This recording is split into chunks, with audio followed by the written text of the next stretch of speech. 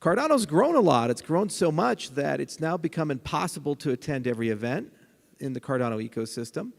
Cardano's grown to a point where the community is now deciding its fate and where it goes, what happens. In this room, we have developers, Stakepool operators, NFT projects. We have people that run podcasts. We have people that write code, everything in between. What unites all of you is you're united in philosophy and solutions. Philosophy in that the things we care about, like decentralization, security, evidence-based software development, peer review, they tend to matter. Because if you don't do those things, bad things happen. Like you have to restart your network, or maybe your stable coin's not so stable. Well, actually, I guess zero is stable. Yeah, doesn't go anywhere. Right? These things matter. And we were told again and again and again and again, well, you couldn't possibly embrace those things because, well, Silicon Valley says move fast and break things. And if you don't do that, you'll never get a network effect. I don't know about you, but I'm feeling the network effect. A lot of great people in this room.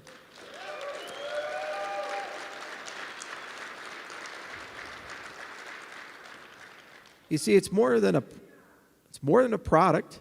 It's a philosophy. It's a lifestyle. It's a belief that if we're going to change the world, we have to change the rules of the game.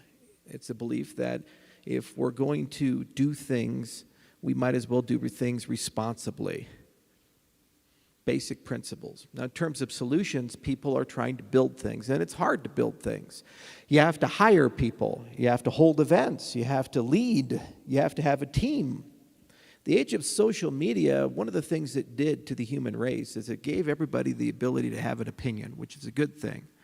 But it forgot to remind them that every now and then, beyond having an opinion, you actually have to do stuff. You actually have to build stuff. You actually have to be accountable for things. It is not easy running a company. How many people here do that? Show of hands. Yeah, look how many entrepreneurs and builders. Every single day, there's a tax thing. There's a regulatory thing. There's an HR dispute. John doesn't like Jane. Jane doesn't like John. There's some complaint or issue that you have to deal with. You have a budget. You have to raise money. Last year was great. Bull market. Everybody's making money. Today, it's a bear market. Oh, my God. Suddenly, the VCs aren't calling back. Yet you're here, and you're building. Why? Because you want to change the world. You want to do something. You want to have agency over your life. So I think a lot about the next 5 years of Cardano, and I think about where we're going. And what's so important about these community events is that they're aggregation points for the future leaders and current leaders of the ecosystem we built together. Next year, there's going to be a members-based organization.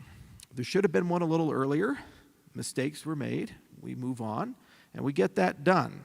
The point of a members-based organization is to unify the entire community so that we can all start talking to each other as one group. And we can start deciding things like how much privacy should Cardano have? The parameters of the system, where should they go and how should they be set? Things like what technology should we invest in? Are you guys worried about quantum computers? If so, how do you want to solve that? What level of scale should we have at layer 1? What core infrastructure should we build? For example, Hydra is evolving quite nicely. There are about 12 different ways it could go. Should we do all 12 at once or 1 or 2? You'll hear a lot from people saying we need a data availability layer. Sure, there's about 150 ways to do that. Some are centralized, some are decentralized, some require deep research, others can be done rather straightforward and simple. Where do we partner? Sidechains are coming to Cardano. It's a big one. Sidechains are our first opportunity to actually have a blockchain-to-blockchain partnership. Pretty impressive when you think about it. Basically, a sidechain comes in, it joins Cardano, and Cardano provides it liquidity. It provides it core infrastructure, provides it security, and a community to work with. In exchange, that sidechain upgrades the functionality of Cardano. It could be privacy. It could be for IoT. It could be pretty much for anything. So what you can do is you can take some of these 20,000 blockchains, which are having trouble maintaining liquidity and security and their infrastructure, And maybe, just maybe, they could be forked and brought into Cardano. Now, why would we do that? It means that your ADA, instead of paying just staking rewards in ADA, you also get rewards in the sidechain's token. Wow, that's pretty incredible if you think about it. So these are partnerships. Suddenly, we're no longer adversarial, are we? We're talking about who can work with us. What can we provide to the rest of the industry? Each and every one of these things requires a lot of hard work, just like the work you do in this room. Each and every one of these things requires thousands of conversations, strategy, meeting after meeting, meetings of the mind.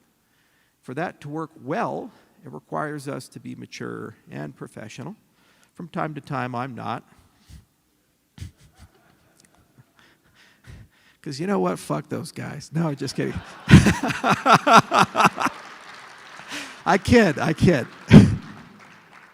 Because no one's an island, right? No one can do everything. No one's always perfect. The grand lesson of Cardano is that people always let you down in some way. They can inspire you, they can lift you up, they can make you proud, and also they can really frustrate you and disappoint you. And that's the point. If one person could do everything, you don't need decentralization. The reason you need it is because one person can't. But together, as one community, we can, because we lift each other up and we help each other. Interdependency is the key of the cryptocurrency ecosystem, and it's how we win. You see, the most effective thing dictators and bad systems can do is teach you cynicism. Because what cynicism does is it infects your mind and it gets you into a belief pattern, a thought pattern. You can't change things. Everything you do won't change. I just met with commissioners from the CFTC, and they were great meetings, very productive meetings. But one particular commissioner said, you know, no legislation is going to pass next year. So we just got to figure out how to make it work within the existing system. And I say, why? Every congressman I meet with, senator I meet with, Democrat, Republican, every person I meet with in the executive branch, they want to pass something. We accept the political realities that during the midterms nothing is going to get done. But after that, why couldn't we work together? They said, because Washington doesn't work. That's cynicism. It doesn't work because we choose to believe it doesn't work, and we reinforce that behavior again and again and again, and somehow perception becomes reality. The first demon we have to slay is the cynical belief that we can't work together, we can't come together. People can surprise you. Old enemies can become friends. People who were unreliable can suddenly become reliable. Avenues open up, economies change. Never in my mind did I think that some things would happen that have happened in our industry, and allies to come in our industry who I thought never would actually be there. Every now and then people disappoint you, but that's the point of decentralization, the second principle we must never lose. Decentralization is a safety mechanism. It endows a system with resilience. See, I live on a ranch, and one of the things you always know as a rancher is that fires are a part of life, and they're very destructive. You fly through the mountains, you'll see all these destroyed trees, devastated areas. But real ecosystems, they bounce back. Despite the fact that these terrible fires come in and they damage everything, there's still life. There's still animals, there's still creatures. Why? Because there's resiliency in that ecosystem. If there was just one plant, one type of animal, they'd go extinct. But there's many. The diversity of the system is what makes the system strong. This is the core lesson of our industry. In addition to the fact that each and every one of you is equal and has the ability to contribute in ways you never imagined, thus don't be cynical because you have agency. See how many small business owners there are here? Some of which won't be small one day, they'll be big. Decentralization is absolutely necessary.